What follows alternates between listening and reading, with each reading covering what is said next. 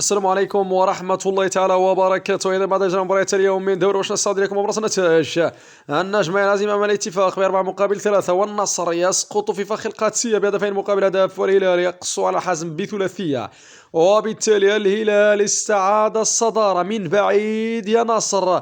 النصر ثانيا 31 نقطة، التعاون 28، والقادسية رابعا ب 27 نقطة، الأهلي 25 نقطة، الاتحاد 23 نقطة، الاتفاق 22 نقطة سابعا، نيوم في المركز الثامن ب20 نقطة، يلي الخليج 15 نقطة، الفتح 14 نقطة، الحزم 13 نقطة، يلي الخلود في المركز الثاني عشر ب12 نقطة، الفيحاء أيضا 12 نقطة، ضبك رابع عشر ب9 نقاط، يلي كل من الشباب والرياض ب8 أهداف. وبالتالي النصر يتراجع بعدما كان بعيدا في الصدارة أولا في المركز الثاني، لكن القائد كريستيانو رونالدو لازال متصدر لقائمة الهدافين بعد تسجيل اليوم ضربة جزاء 14 هدف أمام جواو فيليكس.